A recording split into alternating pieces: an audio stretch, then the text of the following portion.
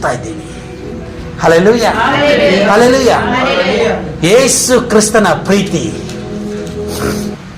ಪಾತಾಳದಿಂದ ನಮ್ಮನ್ನು ಸೆಳೆದುಕೊಳ್ಳುವಂತ ಪ್ರೀತಿ, ದೇವರು ನಮ್ಮ ಮೇಲೆ ಇಟ್ಟಿರುವಂತ ಪ್ರೀತಿ, ಅಂಧಕಾರ ದೊರೆತನಗಳಿಂದ ನಮ್ಮನ್ನು ಬಿಡಿಸಿ ಪ್ರಿಯ ಮಗನ ರಾಜ್ಯದಲ್ಲಿ ಸೇರಿಸಿದಂತ ಪ್ರೀತಿ, ಪವಿತ್ರಾತ್ಮನು ನಮ್ಮ ಮೇಲೆ ಇಟ್ಟಿರುವಂತ ಪ್ರೀತಿ, ನಮ್ಮ ಎಲ್ಲ ಪಾಪಗಳನ್ನು ಖಂಡಿಸಿ ನಮ್ಮಿಂದ ತೆಗೆದಾಕಿ ದಿನಕ್ಕೆ ದಿನ ನಮ್ಮನ್ನು ನೂತನ ಮಾಡಿ ಕ್ರಿಸ್ತ ಯೇಸುವಿನ ಸಾರೂಪ್ಯವುಳ್ಳವರಾಗಿ ಮಾರ್ಪಡಿಸುವಂತ ಪ್ರೀತಿ. ಇಂಥ ಪ್ರೀತಿಯನ್ನು ದೇವರು ನಮಗೆ ಉಚಿತವಾಗಿ ಕೊಟ್ಟಿರೋದ್ರಿಂದ ಈ ಪ್ರೀತಿಗೆ ನಾವೆಷ್ಟು ಕೃತಜ್ಞತೆ ಉಳ್ಳವರಾಗಿರಬೇಕು. ಒಂದೇ ತಿಳ್ಕೊಳ್ರಿ, ಇವತ್ತು ನನ್ನ ಸುತ್ತಲೂ ಪಾಪವು ಹೆಚ್ಚಾಗ್ತಾ ಇದೆಯಾ? ನಾನು ತಿಳ್ಕೊಂಡ್ಬಿಟ್ಟಿದ್ದೀನಿ. ನಾವು ಯೋಚಿಸ್ತೀವಿ, ಈ ಊರು ನಮಗಿಲ್ವೇನೋ, ಈ ಕೆಲಸ ನಮಗಿಲ್ಲವೇನೋ, ಈ ಸ್ನೇಹಿತರು ಸುತ್ತಮುತ್ತಲಿರುವಂತಹ ಮಂದಿ ನಮಗಿಲ್ಲವೇನೋ, ಎಲ್ಲರೂ ಶತ್ರುಗಳಾಗ್ತಾ ಇದ್ದಾರೆ, ಕೆಲಸ ಹೊರೆ ಆಗ್ತಾ ಇದೆ, ಈ ಊರು ನಮ್ಮನ್ನ ಏನ್ ಮಾಡ್ತಾ ಇದೆ, ಬೇಡ ಹೋಗೆಂದು ತಳ್ಳುತ್ತಾ ಇದೆ, ಬೇಡ ಹೋಗೆಂದು ತಳ್ಳುತ್ತಾ ಇದೆ. ಈ ನನ್ನ ಜೀವನದಲ್ಲಿ ನಡೀತಾ ಇರುವಂತ ಎಲ್ಲಾ ಕಾರ್ಯಗಳು ನನ್ನನ್ನು ದ್ವೇಷ ಮಾಡಿಸುವಂತ ಪರಿಸ್ಥಿತಿಗಳೇ ಉಂಟಾಗುತ್ತಾ ಇದೆ. ಇಷ್ಟು ನಡೆಯುತ್ತಾ ಇದ್ದರು ಇನ್ನೂ ನಾನು ಬದುಕಿದ್ದೀನಿ, ಇನ್ನೂ ನಾನು ಸುಖವಾಗಿದ್ದೀನಿ, ಮನಸ್ಸಲ್ಲಿ ಎಲ್ಲೋ ಒಂದು ಸಮಾಧಾನದಿಂದ ಜೀವಿಸ್ತಾ ಇದ್ದೀನಿ, ಇನ್ನು ಕೊರತೆ ಇಲ್ಲದವನಾಗೇ ಇದ್ದೀನಿ. ಮಂದಿ ಎಲ್ಲರೂ ಕೈ ಬಿಟ್ಟವರಾಗಿದ್ದರು, ಯಾರೋ ಒಬ್ಬರನ್ನ ಕೈ ಹಿಡ್ದಂಗಿದೆ ಅಂತ ಹೇಳಿದ್ರೆ ಅದು ಯೇಸು ಕ್ರಿಸ್ತನು ನನ್ನ ಮೇಲೆ ಇಟ್ಟಿರುವಂತಹ ಪ್ರೀತಿ. ಆ ಪ್ರೀತಿ ಇರುವ ತನಕ ಎಂದಿಗೂ ನಾನು ಕದಲಲ್ಪಡೋದಿಲ್ಲ. ದೇವರ ಪ್ರೀತಿನ ಸ್ವಲ್ಪ ಯೋಚನೆ ಮಾಡಿ ನೋಡ್ರಿ. ಆತನು ದೇವರಾಗಿದ್ದಾನೆ. ಯಾರಾಗಿದ್ದಾನೆ? ದೇವರಾಗಿದ್ದಾನೆ. ಎಲ್ಲ ಮಹಿಮೆಗೆ ಯೋಗ್ಯನಾಗಿದ್ದಾನೆ. ಏನಾಗಿದ್ದಾನೆ? ಎಲ್ಲ ಮಹಿಮೆಗೆ, ಯಾವುದೋ ಮಹಿಮೆಗಲ್ಲ, ಎಲ್ಲ ಮಹಿಮೆಗೆ ಯೋಗ್ಯನಾಗಿದ್ದಾನೆ. ಸರ್ವವು ಆತನ ಅಧೀನದಲ್ಲಿದೆ. ಆತನು ಅಪ್ಪನಿದ್ದರೆ ನಡೆಯುತ್ತದೆ, ಆತನು ನುಡಿಯಿದ್ದರೆ ನೆರವೇರಿಸಲ್ಪಡುತ್ತದೆ. ಅಂತ ಸಾಮರ್ಥ್ಯವುಳ್ಳ ದೇವರು ನಮ್ಮ ಮೇಲೆ ಇಟ್ಟಿರುವಂತಹ ಪ್ರೀತಿಗಾಗಿ ಏನ್ ಗೊತ್ತಾ ಮಾಡ್ತಾನೆ, ಆ ಉನ್ನತವಾದಂತಹ ಪದವಿನ ಬಿಟ್ಟನಂತೆ ದಾಸನ ರೂಪವಂತೆ. ಎಂತ ರೂಪ ರೀ? ದಾಸ ಅಂದ್ರೆ ಏನ್ ಗೊತ್ತೇನ್ರಿ? ದಾಸನ ಅಂದ್ರೆ ಏನ್ರಿ? ಏನ್ರಿ ದಾಸನ ಅಂದ್ರೆ? ನಾವೆಲ್ಲರೂ ಮನುಷ್ಯರಾಗಿದ್ದೀವಿ. ಅಲ್ಲಿ ವಾಕ್ಯ ಹೇಳುತ್ತೆ ದಾಸನ ರೂಪವಂತ ಹೇಳುವಾಗ ಅದು ಕೆಳಗೆ ಹೇಳುತ್ತೆ ನರಭಾವವನ್ನು ಅಂತ ಹೇಳುತ್ತೆ. ಹಾಗಾದ್ರೆ ಮನುಷ್ಯರೆಲ್ಲರೂ ಯಾವ್ದಲ್ಲಿ ಇದ್ದೀವಿ ಅಂದ್ರೆ ದಾಸತ್ವದಲ್ಲಿದ್ದೀವಿ. ದಾಸತ್ವದಲ್ಲಿ ಯಾವ್ದ್ರಲ್ಲಿದ್ದೀರಿ? ದಾಸತ್ವದಲ್ಲಿ ಅಂತ ಹೇಳುವಾಗ ಸತ್ಯವೇದದಲ್ಲಿ ಹೇಳುತ್ತದೆ ಎಲ್ಲರೂ ಧರ್ಮಶಾಸ್ತ್ರವನ್ನು ಮೀರಿ ಪಾಪಕ್ಕೆ ಅಧೀನರಾಗಿದ್ದಾರೆ, ದಾಸರಾಗಿದ್ದಾರೆ. ಹಾಗಾದ್ರೆ ಎಲ್ಲಾ ಮನುಷ್ಯರು ಧರ್ಮಶಾಸ್ತ್ರವನ್ನು ಮೀರಿ ಪಾಪಕ್ಕೆ ಏನಾಗ್ಬಿಟ್ಟಿದ್ದಾರೆ? ದಾಸರಾಗ್ಬಿಟ್ಟಿದ್ದಾರೆ. ಆ ದಾಸನ ರೂಪವನ್ನು ಯಾರು ಬಿಟ್ಟು ಹೊಂದ್ಕೊಂಡ್ರು ಗೊತ್ತೇನ್ರಿ? ಮಹಿಮೆಯು ತುಂಬಿದಂತ ದೇವರು, ಪ್ರಭಾವ ತುಂಬಿದಂತ ದೇವರು, ಬಾಯಿ ಮಾತಿನಿಂದ ಎಲ್ಲವನ್ನು ಸೃಷ್ಟಿಸಿದಂತ ದೇವರು, ಆತನು ನಮಗೆ ಮಾತು ಕೊಟ್ಟಿದ್ದನು ಅಂತ ಹೇಳಿದೇ ಒಂದು ಮಾತಿನಿಂದ, ಒಂದೇ ಒಂದು ಮಾತಿನಿಂದ ಆತನು ಮನುಷ್ಯನಾಗಿ ಭೂಲೋಕಕ್ಕೆ ಬಂದ. ಆತನು ಮನುಷ್ಯನಾಗಿ ಭೂಲೋಕಕ್ಕೆ ಬಂದ ಮೇಲೆ ಮನುಷ್ಯನ ಮೇಲೆ ಒಂದು ಹೆಸರು ಇರಲೇಬೇಕು. ಆದ್ದರಿಂದ ಆ ಮನುಷ್ಯನಿಗೆ ಯೇಸು ಏನಂತ ಹೆಸರನ್ನ ಕೊಟ್ಟರು. ಅದು ಯೇಸು ದೇವರ ಮಗನಲ್ಲ, ದೇವರ ಮಾತು. ಹಂಗಾದ್ರೆ ಏನ್ ಗೊತ್ತಾ? ದೇವರೇ. ಯಾರೇ ಆತನು? ಯಾರೇ ಆತನು? ದೇವರು ಬೇರೆ, ಯೇಸು ಬೇರೆ ಇಲ್ರಿ. ದೇವರೇ ಮಗನಾಗಿ ಇಳಿದು ಬಂದನು. ಸತ್ಯವೇದವನ್ನು ಓದಿ ನೋಡ್ರಿ, ಆತನು ಮಾತು ಕೊಟ್ಟಿದ್ದ. ವಾಕ್ಯ ಹೇಳುತ್ತೆ ಯೇಸು ಸ್ವಾಮಿ ನನ್ನ ಗಂಡ, ನನ್ನ ಪ್ರೀತಿಸ್ತಾನೆ, ಆ ಪ್ರೀತಿನ ತೋರಿಸಿದ್ದಾನೆ. ನಾನು ಯೇಸು ಸ್ವಾಮಿಗೆ ಹೆಂಡತಿ, ಆ ಹೆಂಡತಿ ಆಗಿರುವಂತ ನಾನು ಯೇಸು ಸ್ವಾಮಿಗೆ ಅಧೀನರಾಗಿದ್ದೀನ, ವಿಧೇಯತ್ವ ಉಳ್ಳವನಾಗಿದ್ದೀನ, ಯೇಸು ಸ್ವಾಮಿ ಮಾತನ್ನು ಕೇಳುವವನಾಗಿದ್ದೀನ. ಯಾಕಂದ್ರೆ ಯೇಸು ಸ್ವಾಮಿ ನನ್ನ ಮೇಲೆ ಇಟ್ಟಿರುವಂತ ಪ್ರೀತಿನ ಯಾರು ಕದಲಿಸೋಕ್ಕಾಗಲ್ಲ. ಏನ್ ಮಾಡಕ್ಕಾಗಲ್ರಿ? ಯಾರು ಕದಲಿಸಕ್ಕಾಗಲ್ಲ. ಆದ್ರೆ ನಾನು ಯೇಸು ಕ್ರಿಸ್ತನಿಗೆ ವಿಧೇಯಲಾಗಿದ್ದೀನ. ಏನಾಗಿದ್ದೀನ? ವಿಧೇಯಲಾಗಿದ್ದೀನ. ನನ್ನನ್ನು ನಾನೇನ್ ಮಾಡ್ಕೋಬೇಕು ಗೊತ್ತ? ದಿನ ನಾನು ಯೇಸು ಸ್ವಾಮಿಗೆ ವಿಧೇಯಲಾಗಿದ್ರೆ ಯೇಸು ಸ್ವಾಮಿ ಪ್ರೀತಿ ನನ್ನ ಮೇಲೆ ಶಾಶ್ವತವಾಗಿರುತ್ತೆ. Hallelujah, hallelujah. ನಾನು ಯೇಸು ಸ್ವಾಮಿಗೆ ವಿಧೇಯರಾಗಿಲ್ಲ ಅಂದ್ರೆ ಆತನ ಕೃಪೆ ಇರತ್ತೆ, ಕೆಲಸ ಮಾಡಲ್ಲ ಅಷ್ಟೇ. ಏನ್ ಮಾಡಲ್ರಿ?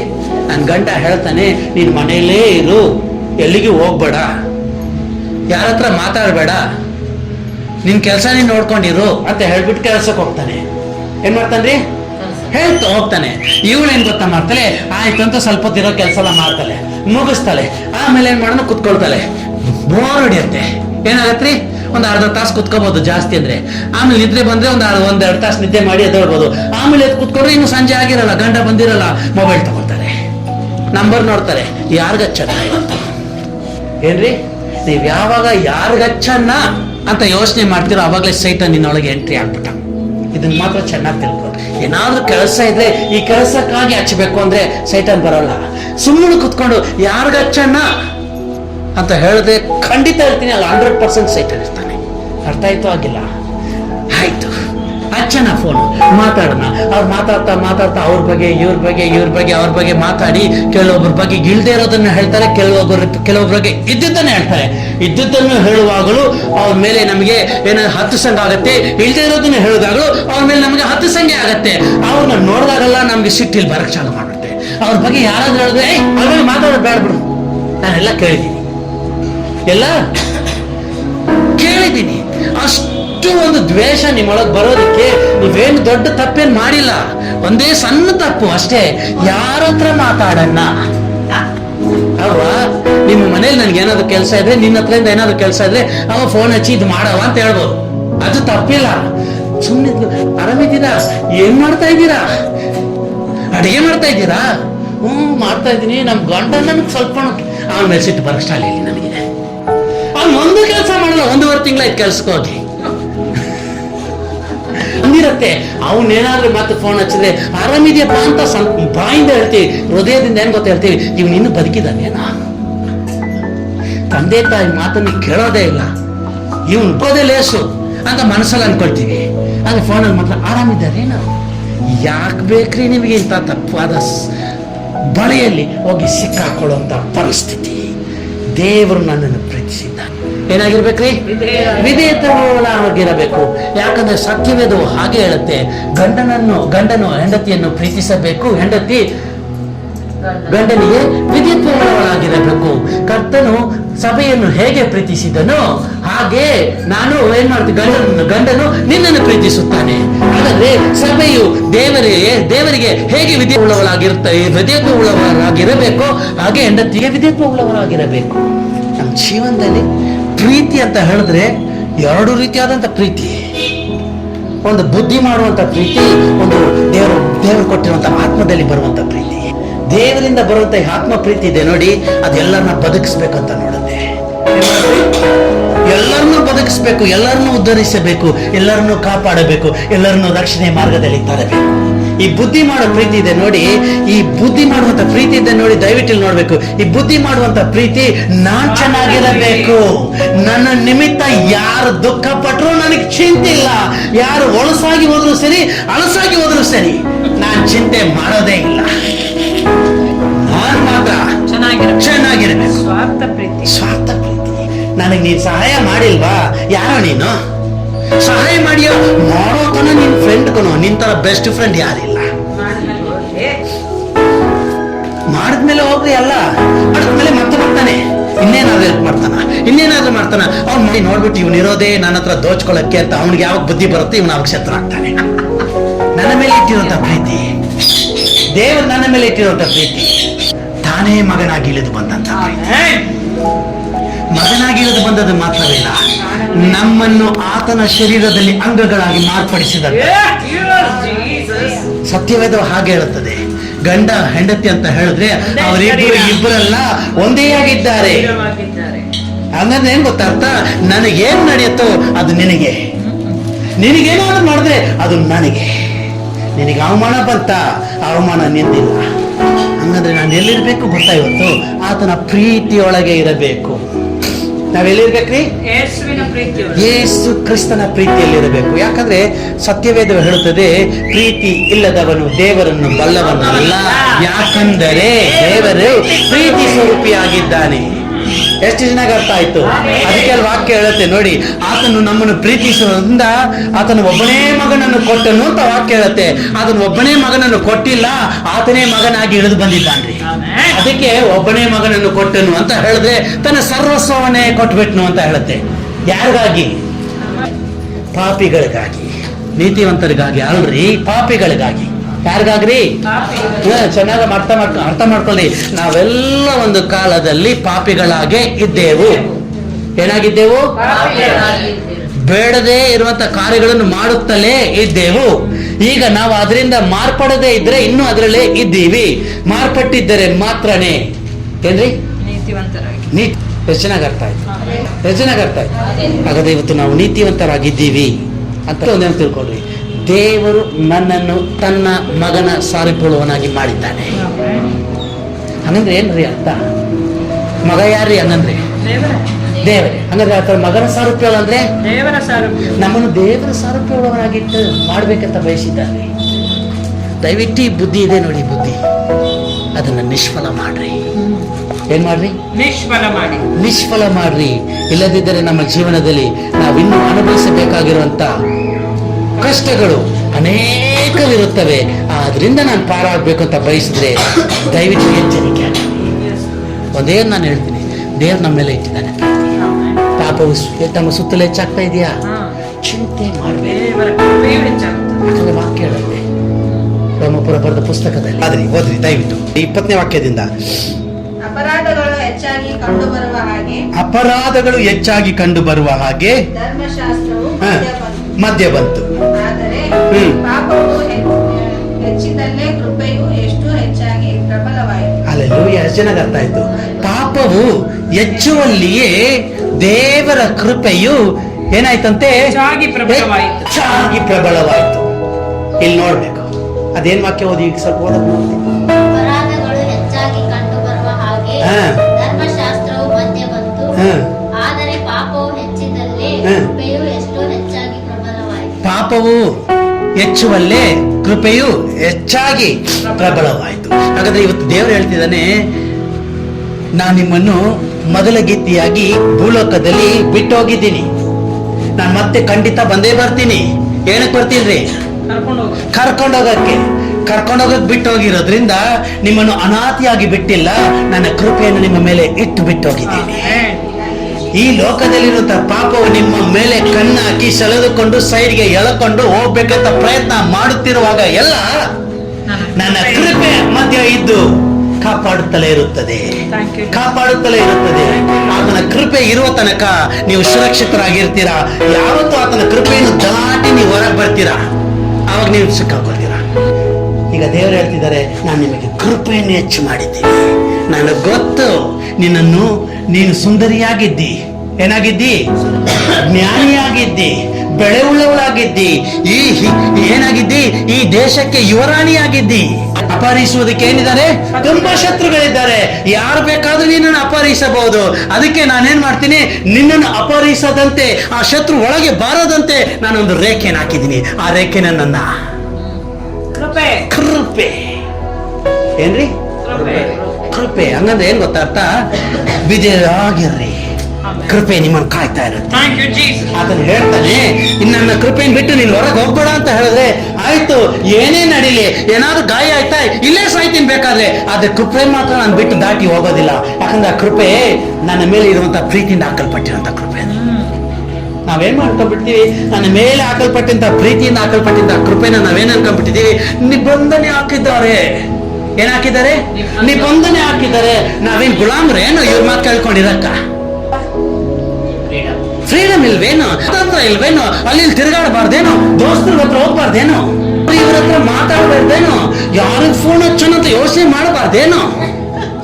ಇನ್ವಿಟೇಷನ್ ಕೊಡಬಾರ್ದೇನು? ಇವೆಲ್ಲ ದೇವ್ರು ಏನ್ ಮಾಡಿದ್ದಾನೆ? ತನ್ನ ಪ್ರೀತಿಯಿಂದ ಮಾಡಬೇಡ್ರಿ ಅಂತ ಲೈನ್ ಹಾಕಿದ್ದಾನೆ. ಈಗ ನಾವು ಟೆಕ್ನಾಲಜಿ ಜಾಸ್ತಿ ಆಗಿರೋದ್ರಿಂದ ನಾನು ಗೆರೆತೀನಿ, ದಾಟಲ್ಲಿ ಬಿಡು, ಒಳಗಿಂದನೇ ಆಟ ಆಡಿಸ್ತೀನಿ. ಮನೆಯಿಂದ ಹೊರಗೆ ಹೋಗಲ್ಲ, ಫೋನಲ್ಲೇ ಆಟ ಆಡಿಸ್ಬಿಡ್ತಾರೆ ಅಲ್ಲಿರೋರ್ನೆಲ್ಲ. ಅಮೂಲ್ಯವಾಗಿರೋದ್ರಿಂದಲೇ ಸೈತಾನನ ದೃಷ್ಟಿ ಆ ಅಮೂಲ್ಯವಾದಂತ ವಸ್ತುವಿನ ಮೇಲೆ ಬರೋದು. ಏನ್ರಿ? ಈ ಕೊಯ್ನೂರು ಡೈಮಂಡ್ ನೋಡಿರಿ, ಕೇಳಿರಿ, ಫೋಟೋದಾಗ ನೋಡಿರಿ. ಅದು ಮ್ಯೂಸಿಯಂ ಅಲ್ಲಿ ಶೋ ಇಟ್ಟಿದ್ದಾರೆ, ಶೋಗೆ. ಇಡೀ ಜಗತ್ತಿನ ಕಣ್ಣು ಅದ್ರ ಮೇಲಿದೆ. ಕಾರಣ ಏನ್ ಹೇಳಿ?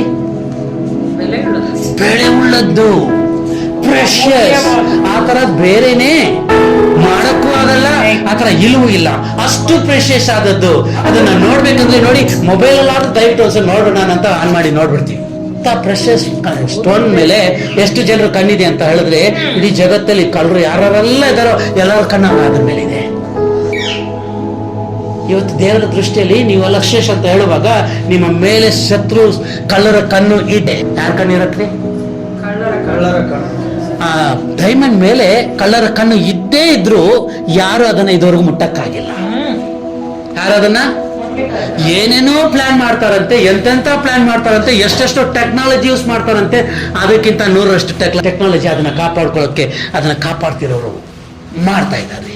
ಹಂಗಂದ್ರೆ ನೀವು ದೇವರ ದೃಷ್ಟಿಯಲ್ಲಿ ಸ್ಪೆಷಸ್ ಅಂತ ಹೇಳುವಾಗ ನಿಮ್ಮನ್ನು ಕಳಿಸಬೇಕೆಂದು ಎಷ್ಟೆಷ್ಟು ಟೆಕ್ನಾಲಜಿಗಳು ಸೈತಾನನ್ನು ಉಪಯೋಗಿಸಿದ್ರು ಕೂಡ ನಿಮ್ಮನ್ನು ಕಾಪಾಡೋದಕ್ಕೆ ದೇವರು ಒಂದೇ ಒಂದು ಕೃಪೆ ಎನ್ನುವಂತ ಟೆಕ್ನಾಲಜಿ ಉಪಯೋಗಿಸ್ತಾರೆ.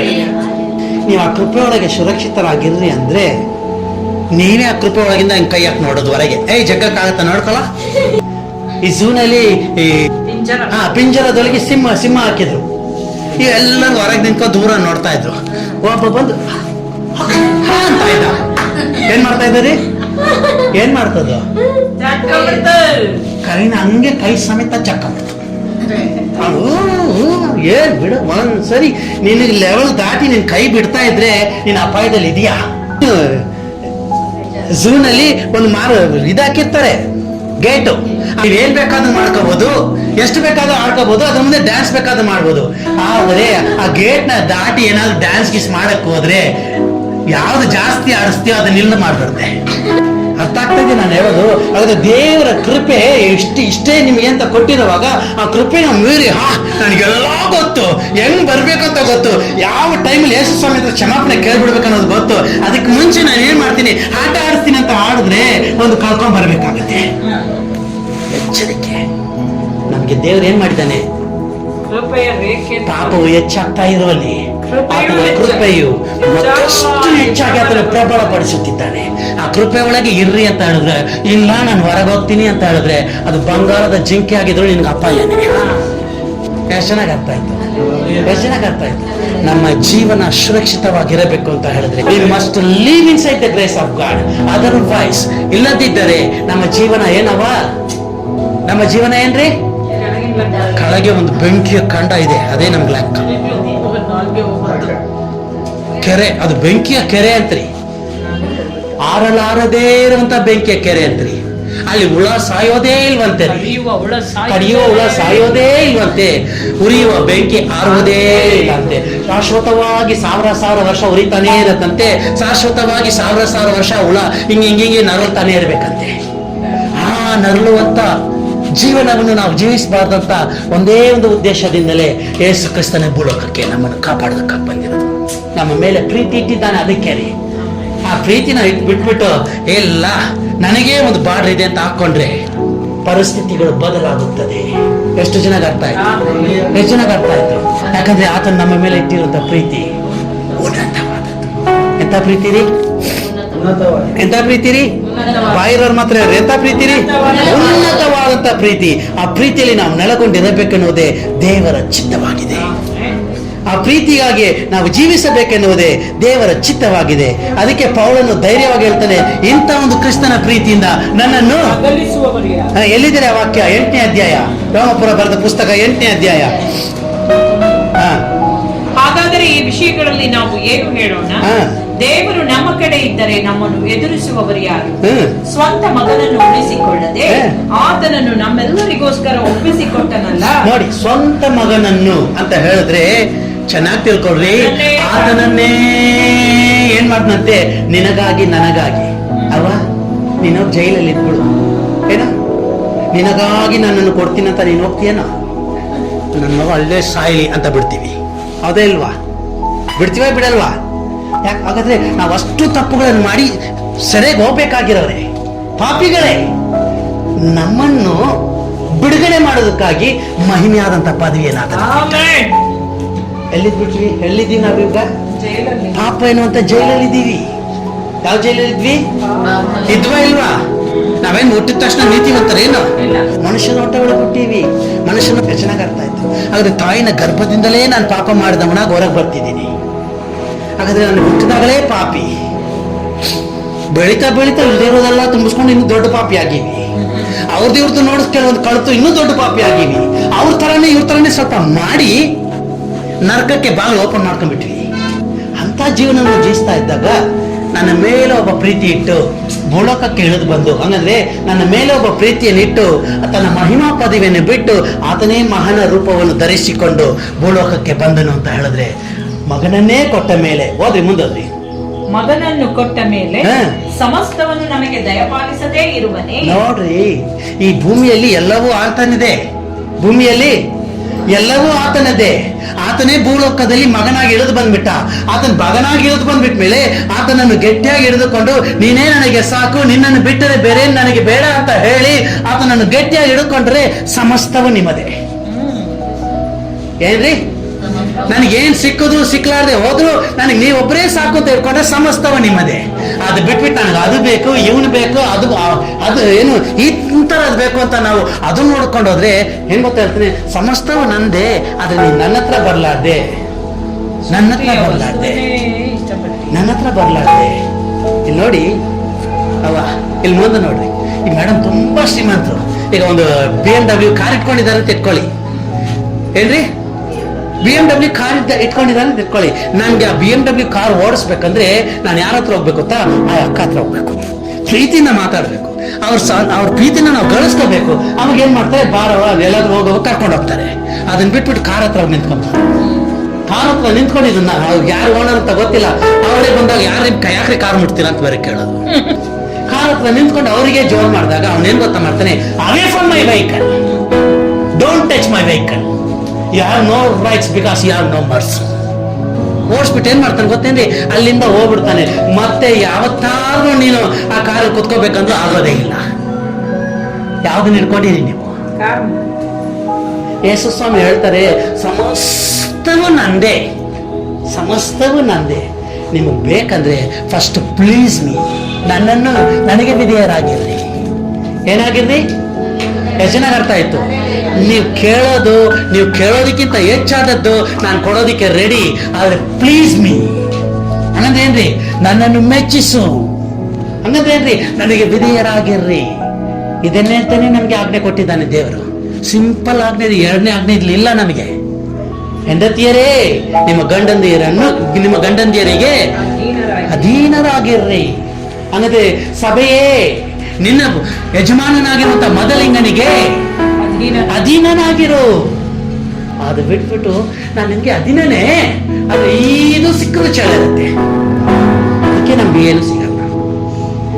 ಇನ್ನು ನೋಡಿದ್ರೆ ಜಾಸ್ತಿ ಅಂತ ಹೇಳ್ತಾನೆ, ನಿಮ್ಮ ಸಾಲ ಅಲ್ಲ ನನ್ನ ಲೆಕ್ಕದಲ್ಲಿ ಇಲ್ಲವೇ ಇಲ್ಲ, ಅಷ್ಟು ಕಡಿಮೆ ನಿಮ್ಮ ಸಾಲ.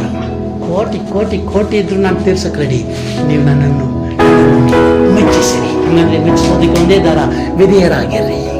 ಮಗನನ್ನೇ ಕೊಟ್ಟ ಮೇಲೆ ಸಮಸ್ತವನ್ನು ದೇವರು ಆದುಕೊಂಡವರ ಮೇಲೆ. ದೇವರು ನೋಡಿ, ನೀವೆಲ್ಲ ಸಾಮಾನ್ಯವಾಗಿ ಇಲ್ಲಿ ಬಂದು ಕುತ್ಕೊಂಡಿಲ್ಲ. ನಾನು ಫಸ್ಟ್ ಹೇಳ್ಬಿಟ್ಟಿದ್ದೀನಿ, ನೀವು ಇವತ್ತು ಇಲ್ಲಿ ಕೂತಿದ್ದೀರಿ ಅಂದ್ರೆ ದೇವರು ನಿಮ್ಮನ್ನ ಕರ್ಕೊಂಬಂದು ಕೂರ್ಸಿರೋದು. ಇಲ್ಲ ಅಂದ್ರೆ ನಿಮ್ಗೆಲ್ಲ ತುಂಬಾ ಕೆಲಸಗಳು ಇರ್ತವೆ. ಕೆಲಸಗಳೇ ಇಲ್ಲ ಅಂದ್ರೂ ಕೂಡ ಕೆಲಸಗಳು ಆಟೋಮೆಟಿಕ್ ಮಾಡ್ಕೊಂಡು ಹೋಗ್ತಿರ್ಬೇಕಾದ್ರೆ ಅಷ್ಟು ಕೆಲಸಗಳಿದ್ದಾವೆ. ಇಲ್ವೇನವ? ಕೆಲಸಗಳಿಲ್ಲದೆ ಸುಮ್ಮನೆ ಬಂದು ಕುತ್ಕೊಳ್ತೀವಿ, ಕೆಲಸ ಕಾರ್ಯ ಇಲ್ಲದೆ ತುಂಬಾ ಕೆಲಸ ಇದ್ದಾವೆ. ಈಗ ಬಿಟ್ರೆ ಸಂಜೆ ಇಲ್ಲ, 6ನೇ ದಿನ ಮುಂಜಾನೆ ತನಕ ಕೆಲಸ ಮಾಡ್ತಾರೆ ಇವ್ರು ಮೇಡಮ್. ಅಷ್ಟು ಕೆಲಸಗಳು ಇಟ್ಕೊಂಡಿದ್ರು ನಾವೇ ಕೂತಿದ್ದೀವಿ ಅಂತ ಹೇಳಿದ್ರೆ ಆತನು ನಮ್ಮನ್ನು ಕರೆದಿಲ್ಲ. ಯಾವ್ದ್ರಿಂದ ರೀ? ಆತ ನಮ್ಮ ಮೇಲೆ ಇಟ್ಟಿರುವಂತ ಪ್ರೀತಿಯಲ್ಲಿ ನಮ್ಮನ್ನು ಕರೆದಿದ್ದಾನೆ. ಆತನು ವಾಕ್ಯ ಓದಿ ಮುಂದೋದ್ರಿ. ದೇವರು ಆದುಕೊಂಡವರ ಮೇಲೆ ಯಾರು ತಪ್ಪು ಹೊರಿಸಾರು. ದೇವರೇ ನಮ್ಮನ್ನು ನೀತಿವಂತರೆಂದು ನಿರ್ಣಯಿಸುವವನಾಗಿದ್ದಾನೆ. ಅಪರಾಧಿಗಳೆಂದು ನಿರ್ಣಯಿಸುವವರು ಯಾರು?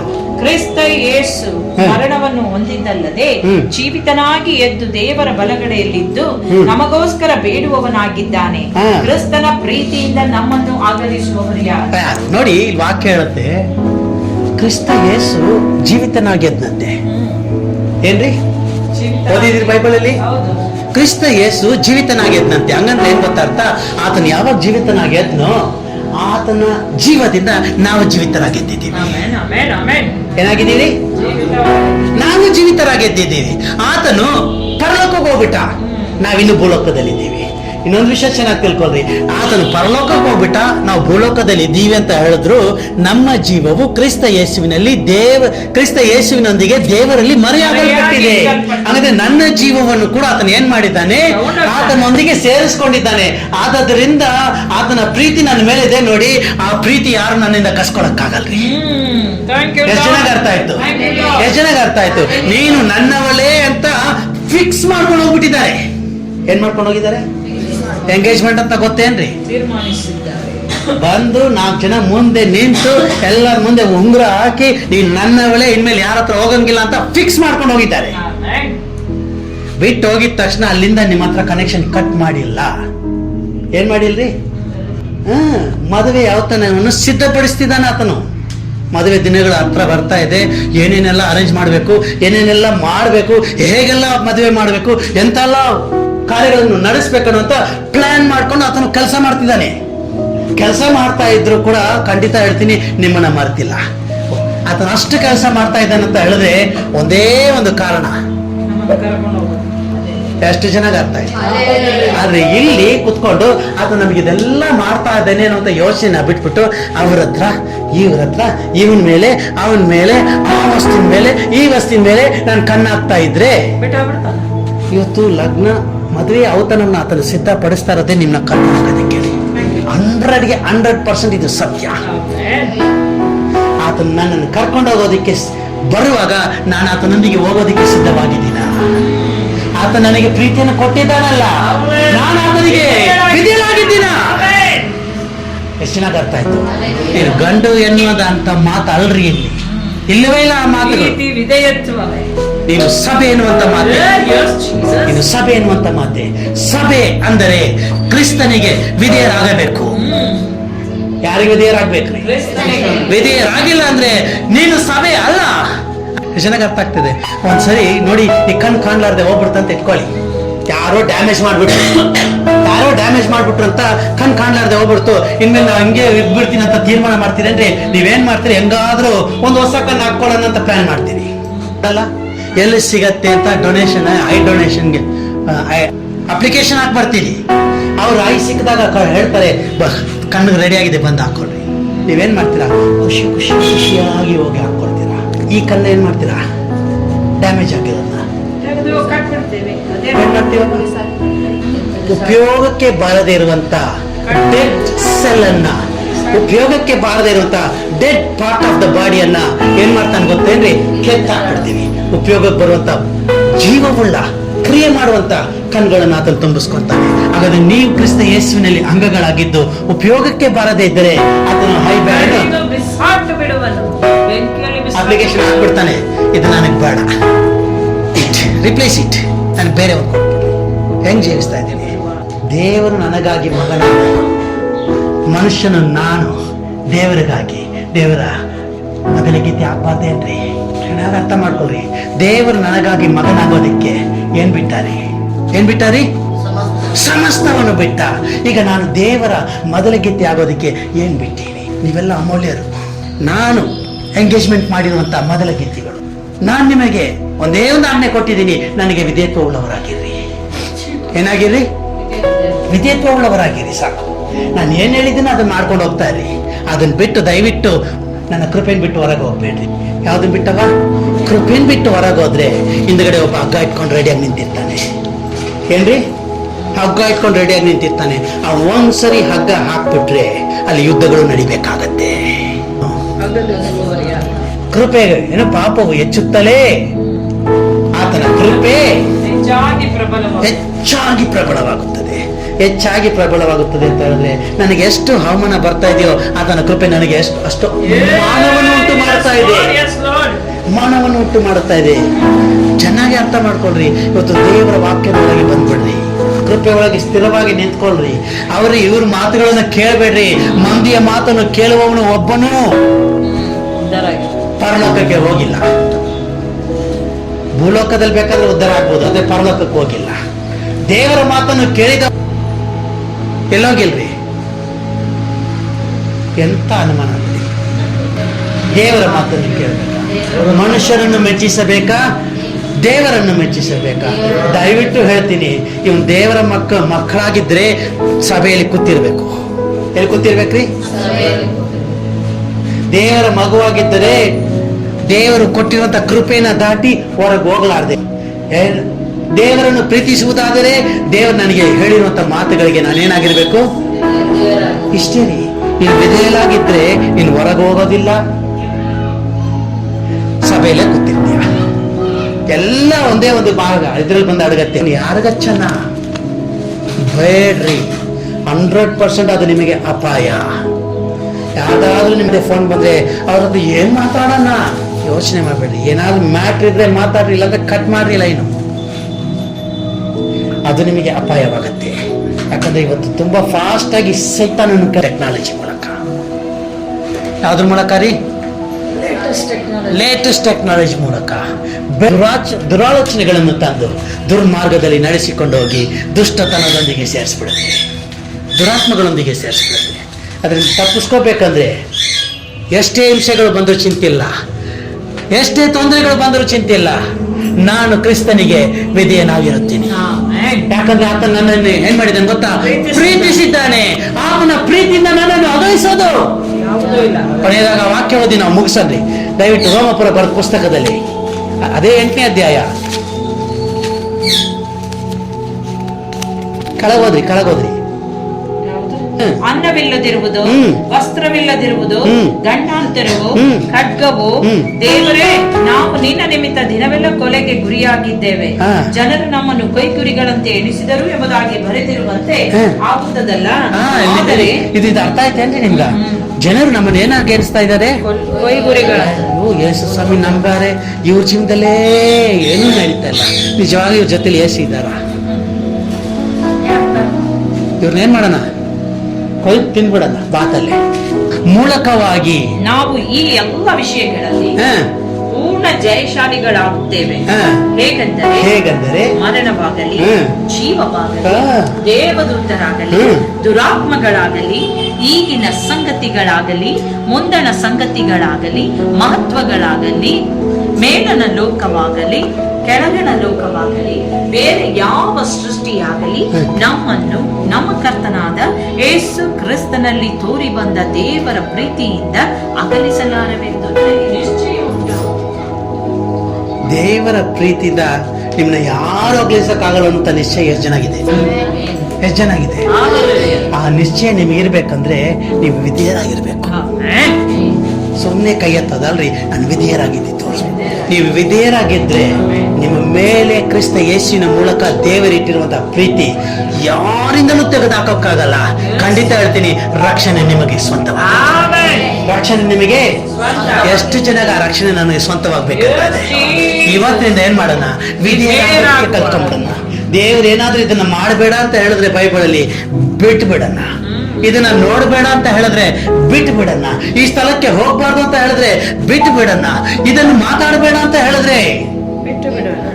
ಇದನ್ನು ಮಾಡು ಅಂತ ಹೇಳಿದ್ರೆ ಎಲ್ರಿ ಅಲ್ಲಿ ಹೋದ್ರೆ ಯಾರು ನನ್ನ ಮಾತು ಕೇಳ್ತಾರೆ? ನಾನು ಈ ಕಡೆ ಹೋಗ್ತೀನಿ ಹಡಗಿಗೆ ಅಂತ ಹೇಳಿದ್ರೆ ಅಲ್ಲಿ ಬಂದು ನಿನಗೆ ಇಡ್ತಾನೆ ದೇವರು. ಅವನು ಬುದ್ಧಿ ಬಂದು ಮತ್ತೆ ಹೋದಾರಿ ಅವನು. ಮತ್ತೆ ಹೋಗಿ ಆಶ್ಚರ್ಯ ಉಂಟಾಗುತ್ತದೆ ಅಂತ. ಮತ್ತೆ ಹೋಗಿ ಮನುಷ್ಯರು, ಅಧಿಕಾರಿಗಳು, ಅರಸರುಗಳು, ದೊಡ್ಡವರು ಅಂತ ಅದನ್ನು ಯಾರಿಗೂ ಭಯಪಟ್ಟಿಲ್ಲ. ಅವನು ಹೇಳ್ತಾ ಕೇಳಿದಂತ ಮಾತುಗಳನ್ನು ಕೇಳಿದ್ರು ನೋಡಿ, ಅವ್ರೊಬ್ಬೊಬ್ಬರಲ್ಲಿ ಅಂಜಿಕೆ ಬರೋದಕ್ಕೆ ಸ್ಟಾರ್ಟ್ ಆಯ್ತು. ಎಲ್ಲರೂ ಏನ್ ಮಾಡಿದ್ರು ಗೊತ್ತಾ? ತಮ್ಮ ಕಳಶಗಳನ್ನು ಬಿಟ್ರು, ಕಾರ್ಯಗಳನ್ನು ಬಿಟ್ರು. ರಾಜನ್ ಏನ್ ಗೊತ್ತಾ ಮಾಡ್ದ? ತನ್ನ ನಿಲುವಂಗಿನ ಬಿಚ್ಚಿ ಸೈಡ್ಗೆ ಇಟ್ಬಿಟ್ಟ, ಗೋಣಿ ತಟ್ಟನ್ನು ಹಾಕೊಂಡ್ಬಿಟ್ನಂತೇಳಿ. ಗೋಣಿ ತಟ್ಟನ್ನು ಹಾಕೊಂಡು ಹೋಗಿ ಸಿಂಹಾಸನ ಏನ್ ಮಾಡ್ದ? ಈಗ ಸೈಡ್ಗೆ ಇಟ್ಬಿಟ್ಟ, ಅಲ್ಲೋ ಬೂದಿ ಹಾಕ್ಬಿಟ್ಟು ಬೂದಿ ಮೇಲೆ ಕೂತ್ಕೊಂಡ್ಬಿಟ್ಟಂತೇಳಿ. 3 ದಿನ ಯಾರು ಊಟ ಮಾಡಬಾರ್ದು. ಪ್ರಾಣಿ ಆಗಲಿ, ಸಣ್ಣವರಾಗಲಿ, ದೊಡ್ಡವರಾಗಲಿ, ಕ್ರಿಮಿಕೀಟಗಳಾಗಲಿ ಯಾವುದಕ್ಕೂ ಊಟ ಕೊಡ್ಬೇಡ್ರಿ 3 ದಿನ ಅಂತ ಆಜ್ಞೆ ಮಾಡ್ತಾರೆ. ಆ ಪ್ರಾರ್ಥನೆ ನಿಮ್ಮಲ್ಲಿ ಬರಬೇಕೀಗ. ಈ ಬೇರೆಯವ್ರನ್ನ ಕಾಪಾಡ್ಬೇಕನ್ನುವಂತ ಉದ್ದೇಶ ಇದೆಯಲ್ವೋ, ದಯವಿಟ್ಟು ನಿಮ್ಮನ್ನಾದ್ರೂ ಕಾಪಾಡ್ಕೊಳ್ಳೋದಕ್ಕೆ ವಾರಕ್ಕೆ 1 ದಿನ ಆದ್ರೂ ಉಪವಾಸ ಇರ್ರಿ. ಉಪವಾಸ ಅಂದ್ರೆ ಏನವ? ವನವಾಸ ತರ. ನಮ್ಮದಲಿಂಗನಿಗೆ ನಾನು ವಿಧೇಯರಾಗಿದ್ದೀನ. ಏನಾಗಿದ್ದೀನವ? ಬೈಬಲಲ್ಲಿ ಹೇಳುತ್ತೆ, ನಿನಗೆ ಶೋಧನೆ ಬರದೇ ಇರುವ ಹಾಗೆ ಕನಿಷ್ಠ ಪಕ್ಷ 1 ಗಳಿಗೆ ಆದರೂ ಎಚ್ಚರವಾಗಿ ಒಂದು ಗಳಿಗೆ ಅಂತ ಕನ್ನಡದಲ್ಲಿ ಹೇಳುತ್ತೆ, ಇಂಗ್ಲಿಷಲ್ಲಿ ಎಷ್ಟು ಗಂಟೆ ರೀ? ಒಂದು ತಾಸು. ಎಷ್ಟು ಜನ? 1 ತಾಸು ನಾನು ಒಬ್ಬರೇ ಕುತ್ಕೊಂಡು 1 ತಾಸು ನಿಮ್ಮ ಯಜಮಾನ್ರ ಹತ್ರ ನಾನು ಮಾತಾಡ್ತೀನಿ. ನಿಮ್ಮ ಗಂಡ ಬಂದಿದ ತಕ್ಷಣ, ಮನೆಗೆ ಬಂದಿದ ತಕ್ಷಣ ಏನು ಹೇಳ್ತೀವಿ? ಒಳ್ಳೆ ಗಂಡ ಇದ್ರೆ ನಮ್ಮ ಕಷ್ಟಗಳ ನಮ್ಮ ಮಕ್ಕಳಿಗೆ ಹಿಂಗೆ ಮಾಡ್ತೀವಿ, ನಮ್ಮ ಭವಿಷ್ಯ ಹಿಂಗೆ ರೂಪಿಸ್ಕೊಳ್ಳೋನ್ರಿ. ಮಾತಾಡ್ತೀವೋ ಮಾತಾಡಲ್ವಾ? ಮಾತಾಡಲ್ಲ ಯಾರೋ. ಈಗ ನಾನು ಬಿತ್ಕೊಳ್ತೀನಿ ಅಂತೀವೇನ್ರಿ? ಏನ್ ಚಾಯ್ ಅಡಿಗೆಲ್ಲ ಮಾಡಿಟ್ಟಿನಿ, ಊಟ ಮಾಡಿ ಹಂಗೆ ಮಕ್ಕಂಬಿಡೋ. ಈ ಊರಲ್ಲಿ ಹಂಗೆ ನಿಂದ್ರಬೇಡ ಮುಂದೆ ಅಂತ. ಎಲ್ವೇನ್ರಿ? ಹಂಗೆ ತಾನೆ ನಡೆಯೋದು. ಅಲ್ಲೆಲ್ವಿಯ ಎಷ್ಟು ಚೆನ್ನಾಗಿ ಅರ್ಥ ಆಗ್ತಾ ಇರೋರಿಗೆ ಕಿವಿ ಕೊಡ್ತೀನಿ. ಯಾವ್ದ್ಯಾವ್ದಕ್ಕೂ ಸಮಯ ಖರ್ಚು ಮಾಡ್ತೀನಿ. ನಾನು ಕೊಟ್ಟಿರುವಂಥ ಸಮಯ ಮಕ್ಕಳು ಶಾಲೆಗೆ ಹೋಗ್ತಾರೆ. ಶಾಲೆಗೆ ಹೋಗೋ ಮಕ್ಕಳು ಕೆಲವೊಬ್ರು ಬೇರೆ ಕಡೆ ಹೋಗ್ತಾರೆ. ಅವ್ರನ್ನ ಜಕ್ಕೊಂಬರ್ತಾನೆ, ಅವ್ರ ದಾರಿಗೆ ಜಕ್ಕೊಂಬರ್ತಾನೆ. ತಿಳಿತೇನ್ರಿ? ಈಗ ನಾನು ಮಾತ್ರ ಮಾಡ್ಬೇಕಾಗಿರೋದು ಒಂದೇ, ಏನೇ ಆಗ ಮನೆಗೆ ಹೋಗಿ ಆಟ ಆಡೋವ. ಎಷ್ಟು ದ್ಯಾಸ ಎಲ್ಲೋ.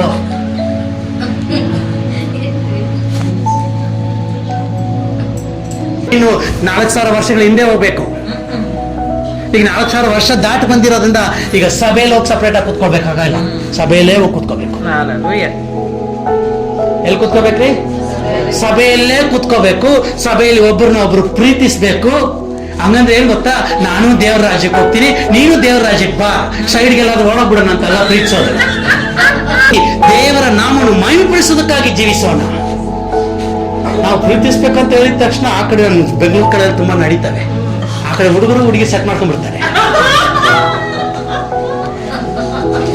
ಸ್ವಲ್ಪ ದಿನ ಬಿಟ್ಟು ನೋಡ್ತೀವಿ, ಕಾಣೆಯಾಗಿರ್ತಾರೆ ಇಬ್ರು. ಪಾಪ ಅವ್ರ ಪ್ಯಾರೆಂಟ್ಸ್ ನಮ್ಮ ಹತ್ರ ಬರ್ತಾರೆ. ಈ ತರ ಆಗ್ಬಿಡ್ತು ಪಾಸ್ಟ್ರೆ. ಕ್ರಿಸ್ತ ಯೇಸು ನಮ್ಮನ್ನು ಪ್ರೀತಿಸಿದ್ದ. ದೇವರು ನಮ್ಮನ್ನು ಕ್ರಿಸ್ತ ಯೇಸುವಿನ ಮೂಲಕ ದೇವರು ನಮ್ಮಲ್ಲಿ ಪ್ರೀತಿ ಇಟ್ಟಿದ್ದಾರೆ. ದಯವಿಟ್ಟು ಆ ಪ್ರೀತಿಯಲ್ಲಿ ದೃಢವಾಗಿರೋದಕ್ಕೆ ನಾವು ಒಂದೇ ಒಂದು ಮಾಡ್ಬೇಕು, ವಿಧೇಯರಾಗಿರ್ರಿ, ದೇವರನ್ನ ಆಶ್ರಯಿಸ್ತಾರೆ. ಇವತ್ತು ತೀರ್ಮಾನ ತಗೊಳ್ರಿ, ದೇವರೇ ನಾವು ನಿಮಗೆ ವಿಧೇಯರಾಗಿರ್ತೀವಿ. ಯಾಕಂದ್ರೆ ನೀವೇ ನಮ್ಮ ಮೇಲೆ ಇಟ್ಟಿರುವಂತ ಪ್ರೀತಿ ಎಂತ ದೊಡ್ಡ ಮಹಿಮೆಯನ್ನು ಬಿಟ್ಟು ಬಂದಂತ ಪ್ರೀತಿ. ಈಗ ನಾನು ಅದಕ್ಕೆ ವಿಧೇಯರಾಗಿರ್ಬೇಕಂದ್ರೆ ನಾವು ಸಾಮಾನ್ಯವಾದದ್ದು, ಅಲ್ಪವಾದದನ್ನು ನಾನು ಬಿಟ್ಟು ಬರ್ತಿದ್ದೇವೆ. ನಿಮ್ಮ ಕರಗಳಲ್ಲಿ ಒಪ್ಪಿಸಿ ಕೊಡ್ತೀನಿ ಸ್ವಾಮಿ. ತೊಡಗಿ ನಾನು ನಡೆಸಿ ಸ್ವಾಮಿ, ನಡೆಸಿ ಸ್ವಾಮಿ. ಎಲ್ಲರ ಕಣ್ಗಳನ್ನು ಮುಚ್ಚಿ, ದೇವರೇ ನಾವು ನಿಮಗೆ ವಿಧೇಯರಾಗಿರೋದಕ್ಕೆ ಇಷ್ಟಪಡ್ತಿದ್ದೀವಿ ಸ್ವಾಮಿ. ನಿಮ್ಮ ಚಿತ್ತದಂತೆ ನಮ್ಮ ನಡೆಸಿಕೊ. ನೀವು ನಮ್ಮ ಮೇಲೆ ಎತ್ತಿರುವಂತ ಪ್ರೀತಿಯಿಂದ ನನ್ನನ್ನು ಯಾರು ಅಗಲಿಸೋದಕ್ಕಾಗೋದಿಲ್ಲ. ಯಾಕಂದ್ರೆ ಕ್ರಿಸ್ತ ಯೇಸುವಿನ ಮೂಲಕ ಅದನ್ನು ನೀವು ಕೊಟ್ಟಿದ್ದೀರಿ. ಆ ಪ್ರೀತಿಯಲ್ಲಿ ನಾನು ದೃಢವಾಗಿರ್ತೀನಿ. ಓ ರಾಶಾಕ ರೈಬ ಹೋಶಿ ಅಂತಾರಲ್ಲ ತಾನ ಮಾಲ್ಬಾರ ಶಾಖ